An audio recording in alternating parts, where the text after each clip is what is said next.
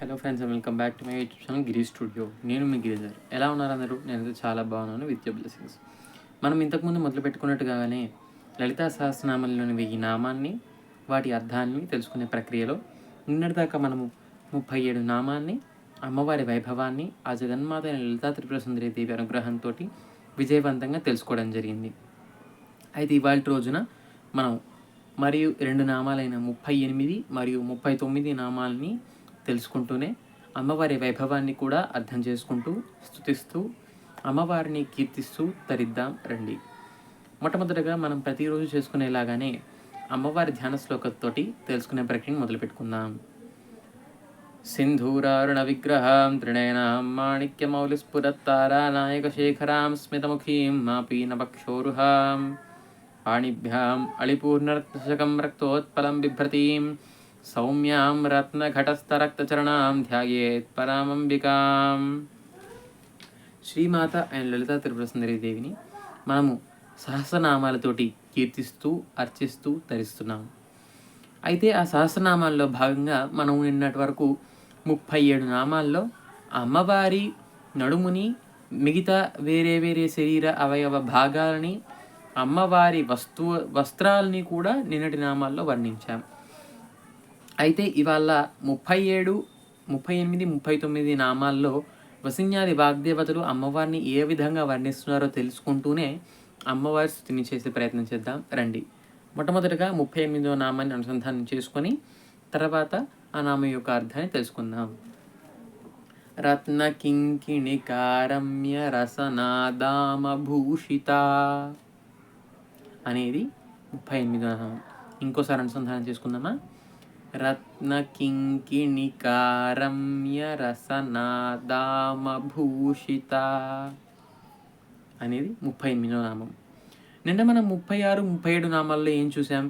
అమ్మవారి సన్నటి నడుముని, దానికి ఉన్న మడతలతో పాటు అమ్మవారి కటి అంటే హిప్, దాని దగ్గర అమ్మవారు కట్టుకున్నటువంటి ఎర్రటి రంగు వస్త్రాన్ని మనం వర్ణించాం.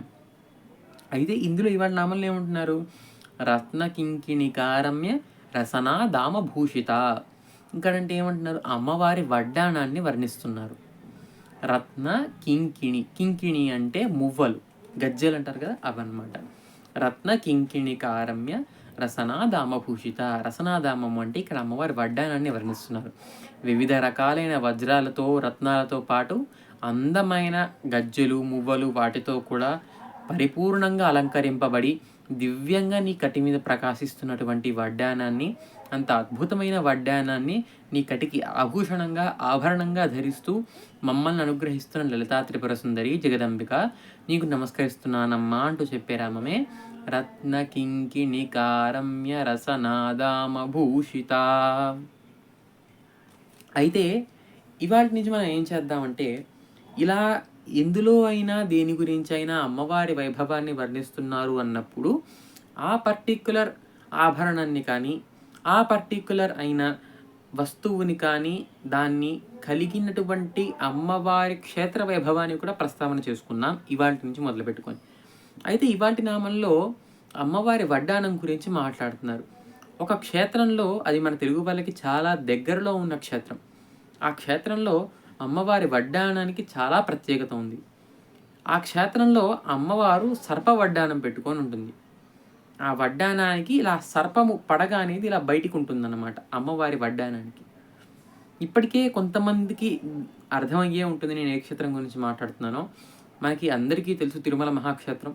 తిరుమల క్షేత్రానికి చాలా దగ్గరలో ఉన్నది శ్రీకాళహస్తి. శ్రీకాళహస్తిలో అమ్మవారు జ్ఞానప్రసూనాంబిక అనే రూపంలో ప్రకాశిస్తూ ఉంటుంది. ఆ జ్ఞానప్రసూనాంబిక అనే అమ్మవారి రూపము మనకి అందులోనే ఉంటుంది. జ్ఞానప్రసూన అంబిక.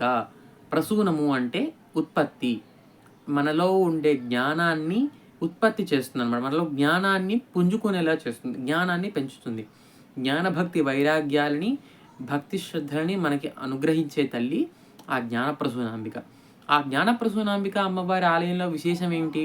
అమ్మవారు సర్పవడ్డానం పెట్టుకొని ఉంటుంది. ఆ సర్పవడ్డానాన్ని మనం చూసి నమస్కరించుకుంటే చాలంట రాహుకేతు గ్రహాలు ఉపశాంతి పొందుతాయని పెద్దల వాక్కు. కాబట్టి అలా ఆ కాళహస్తి క్షేత్రంలో సర్పవడ్డానాన్ని పెట్టుకొని ఉన్న మనం లలితా త్రిపుర సుందరీదేవిగా ప్రస్తావన చేస్తున్నప్పుడు రత్నకింకిణికారమ్య రసనాధామ భూషిత అని కీర్తింపబడుతూ వివిధ రకాలైన రత్నాలని గజ్జెలని అలంకారాలుగా కలిగినటువంటి బంగారపు వడ్డానాన్ని అందంగా నడుముకి అలంకరించుకొని మమ్మల్ని అనుగ్రహించడానికి సిద్ధంగా ఉన్న తల్లి ఓ జగదంబిక లలితా త్రిపుర సుందరి, నీకు నమస్కరిస్తున్నానమ్మా అంటూ చెప్పేదే ఈ నామం.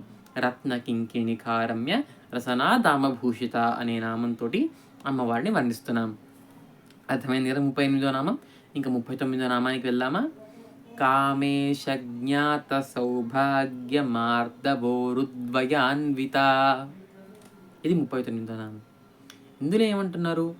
అమ్మవారు పూర్తిగా తెలిసింది ఎవరికి అని చెప్తున్నారు. పూర్తిగా తెలియడము అంటే ఏమిటి?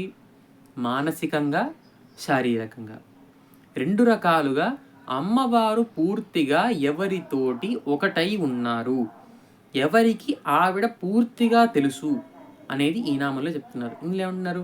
కామేశ జ్ఞాత సౌభాగ్య మార్దవోరుద్వయాన్విత. ఆవిడ ఎవరికి పూర్తిగా తెలుసు అంటున్నారు?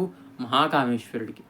మహాకామేశ్వరుడి రూపంలో ఉన్న పరమేశ్వరుడికి తప్ప ఆవిడ అంటే ఆవిడ తత్వం పూర్తిగా జీర్ణించుకోవడం కానీ పూర్తిగా ఆవిడ్ని తెలుసుకోవడం కానీ సాధ్యపడింది ఇంకెవరికీ లేదు. ఇంకో రకంగా ఏమంటున్నారు? మానసికంగా ఆవిడ్ని పూర్తిగా మహాకామేశ్వరుడు తెలుసుకున్నా శారీరకంగా ఇప్పుడు మనం మామూలుగా మొట్టమొదటిగా చెప్పుకున్నాం అమ్మవారి అపియరెన్స్ ఎలా ఉంటుంది అని. ఆవిడ మహాకామేశ్వరుడి వామాంకం మీద కూర్చొని ఉంటుంది అని అన్నారు. అలా అమ్మవారు వామాంకం మీద కూర్చొని ఉన్నప్పుడు ఆవిడ థై రీజన్ ఏదైతే ఉంటుందో ఆ ప్రదేశము మాత్రము మహాకామేశ్వరుడికి మాత్రమే తెలిసేటట్టుగా ఉంటుంది. ఎందుకంటే ఆవిడ అక్కడ కూర్చొని ఉంటుంది ఆయన మీద, ఆ భాగము ఆయనకి తగులుతూ ఉంటుంది. కాబట్టి శారీరకంగా ఆ ప్రదేశాన్ని మాత్రమే తెలుసుకునే అర్హత కానీ ఆ తెలుసుకునే భాగ్యం కానీ మహాకామేశ్వరుడు పొందుతూనే మానసికంగా అమ్మవారిని పూర్తిగా అర్థం చేసుకొని ఆయనే ఆవిడని ఆయనలో సగభాగాన్ని చేసుకుని జగతఃపితరౌ వందే పార్వతీ పరమేశ్వరం అనేటట్టుగా ఈ జగత్తులో ఉండే సకల చరాచర సృష్టిని జీవరాశులని తమ పిల్లలుగా భావిస్తూ సృష్టిస్తూ పోషిస్తూ తర్వాత చివరికి వాళ్ళలోని లయం చేసుకునే ప్రక్రియలో భాగంగా అమ్మవారికి తోడుగా అయ్యవారు ఉంటూ వారిద్దరూ కలిసి మమ్మల్ని అనుగ్రహిస్తున్నారు. కాబట్టి అలా మహాకామేశ్వరుడికి మాత్రమే పూర్తిగా తెలిసి ఆయన ద్వారా మమ్మల్ని అనుగ్రహించేటట్టుగా నువ్వు నీ అనుగ్రహ దృష్టిని కృపావృష్టిని మా మీద కురిపిస్తున్నావమ్మా. అలాంటి అనుగ్రహాన్ని మాకు చేసే లలితా త్రిపుర సుందరీ దేవి నీకు నమస్కరిస్తున్నానమ్మా అంటూ చెప్పే నామమే కామేశ జ్ఞాత సౌభాగ్య మార్దవోరుద్వయాన్విత. ఇది అర్థమైంది కదా ఇవాల్టి నామాల అర్థం. మరిన్ని నామాల అర్థాలతోటి మరిన్ని ఇన్ఫర్మేటివ్ వీడియోస్ కోసం మన ఛానల్ గిరీష్ చూడని సబ్స్క్రైబ్ చేసుకోవడం మాత్రం మర్చిపోకండి. ఈ వీడియోని దయచేసి లైక్ చేయండి. అలాగే ఈ వీడియోని మీ ఫ్రెండ్స్ అండ్ ఫ్యామిలీకి షేర్ చేసి పక్కన సబ్స్క్రైబ్ బటన్ని క్లిక్ చేసుకొని మన ఛానల్ గ్రోత్కి అండ్ డెవలప్మెంట్కి ఇంకా మీ వంతు తోడ్పాటు అందిస్తున్నారని కోరుకుంటున్నాను. మరిన్ని నామాల అర్థాలతోటి రేపటి వీడియోలో కలుసుకుందాం. అంతవరకు సెలవు. నమస్కారం.